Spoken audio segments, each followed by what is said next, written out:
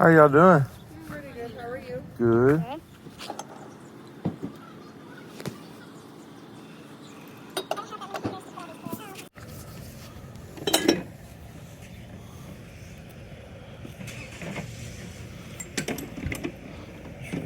Cracks or anything.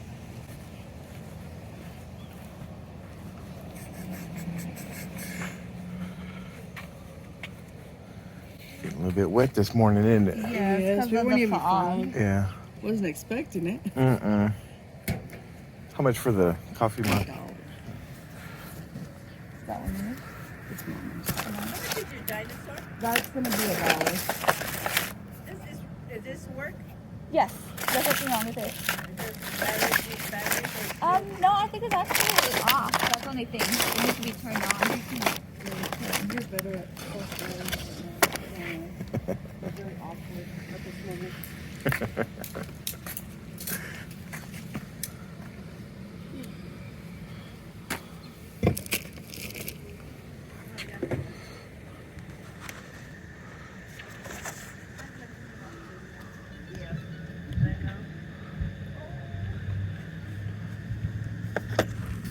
Yeah, how much for that? Oh, Mama. How much for this? I don't know. So $1.50. I do $2. Oh, okay. Sticky banks, these dinosaurs? Uh-huh. They're cups. Thank you. Oh, they're cups. Yeah. Nah, you're fine. Thank you. So back in the car, got this Minnie Mouse coffee mug. It's an oversized one. It's pretty large. Sells for $20 used on eBay. Got it for $1. And then this Bluetooth audio receiver. She said 50 cents. It's worth more than that. I paid $1, but I'm not gonna resell that. That's gonna be for me in case I need it for something. On to the next one. Morning, everybody. Out garage selling by myself. My buddy Michael Sanchez is out of town this morning, so there's only 5 or 6 garage sales that we got to hit today. But I was out with a good friend last night eating dinner, and he was asking me about garage selling and stuff, and I can't remember the exact question. Something about like how often do I buy it sells, and I don't know if I was guessing it's something probably about 1 in 5 is I buy something 1 out of every 5 garage sales or so. If I was guessing, I don't really track it, but I told him that the years that I spent at the pawn shop, this thing is shaking a lot, guys. Sorry about that. The years that I spent at the pawn shop kind of prepared me for this type of deal because in Midland, when I was running them, I believe I had one of the more successful pawn shops in Midland, if not in the company, profit-wise. And my philosophy on that was try not to say no. And when I had employees, I would try to tell them that, like, don't say no to the customer. Try to find a way to say yes to it, And so, and my thinking on that was everything could be sold for a price. You may not come to agreement on what that price is, but if you go into a lot of pawn shops, and especially now, and you try to pawn something or sell something, you hear the word no a lot. Somebody brings in a lawnmower in the middle of December. Well, lawnmowers aren't going to sell till March, so they just say, no, we're not taking lawnmowers. Well, that's not the right approach to it. The right approach to it is, yes, we take lawnmowers. Because it's winter, I can only give you $5. And that sounds insulting, but it's better than just saying, no, I can't help you at all, and when people get insulted by that, I would tell them air conditioners was a big one. Like right now, I got a bunch of air conditioners in my storage building that I bought during the wintertime, and I buy them cheap during the wintertime. And when people, like I was sending people offers, they were asking $100 for it, and I was sending them offers, telling them I could do $15 for it. And they're like, $15? And I was like, in March, I'll give you $80 for it, but in winter, $15 is the price it goes for, because I gotta hold on to that for 4 or 5 months before I can sell it, And so, so how does that relate to what I'm doing with garage sales? Is even at crappy garage sales, and And not too often does this happen anymore because we kind of learned our lesson. But when we pull up to a not good garage sale, the idea is, oh, this is crap, like I don't even want to get out. And if you've ever thrown a garage sale, you know that feeling when people drive up and they just kind of look out the window and they drive off. They'll never even give it a chance. My thinking is, I want to buy some. I actually for real want to buy something at every single garage sale, you know. And so that doesn't always happen, but I always go in with the mindset of try to find something that I can buy at this garage sale, because this is what I'm out here for. I'm already at the place, even if they got seemingly no items or they just got bags of clothes or whatever it is.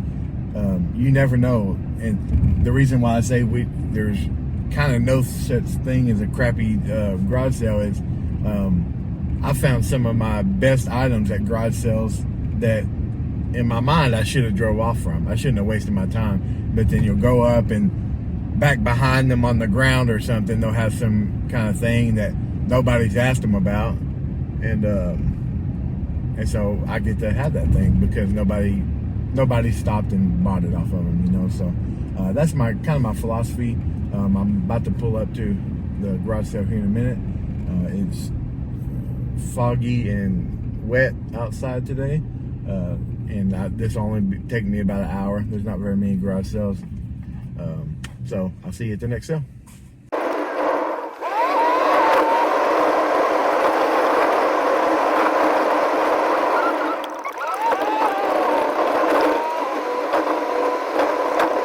Got a question for y'all.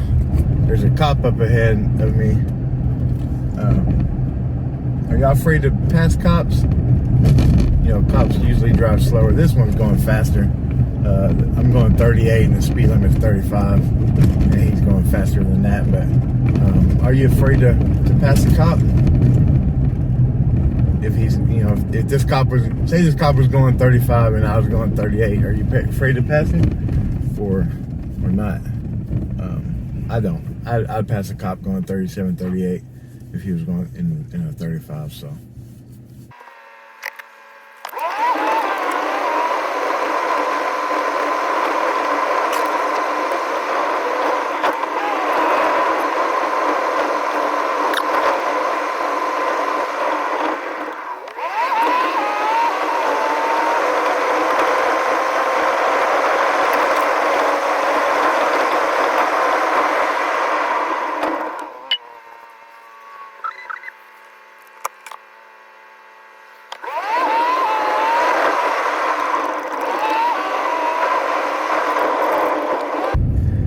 So here in a minute, you're going to see one of the dumbest Google Maps directions ever. I think what's about to happen, so it's trying to get me to 8th Street, north of the loop, and this neighborhood is real old. I mean, it's an older neighborhood, and they just didn't think it out through whenever they're doing the streets and everything. So there's no real easy, quick way to get to 8th Street from here, besides going back and getting on the loop and doing that whole thing. So they take you down an alley, and it's, I think unless you go way further north, it's the only other way to get to 8th Street. Once you're north 8th Street, and once you're north of the loop, off of Garfield. So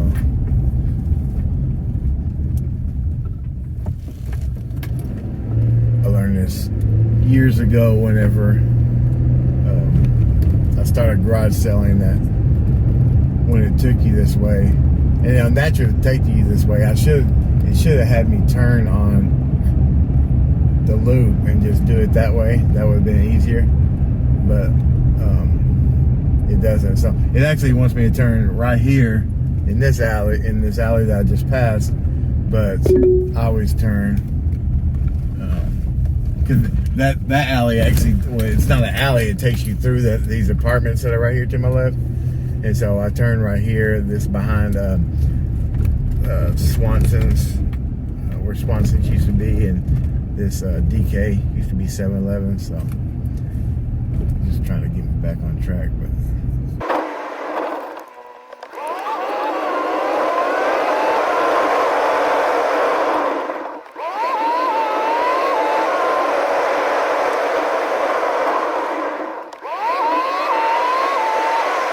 so these houses that we're going to right here, that I'm about to pull up to, they're real nice houses. And you know, a lot of people, if you were just thinking about garage sales, like which ones you would go to, you would think you would want them all to be in neighborhoods like this, but that's not necessarily the case. Like, I've been to just as many crappy garage sales that are people that many people would call rich, as I have good ones. They're really hit or miss. You know, about as hit or miss as regular garage sales are. So it's not always. Is this person not having a sale?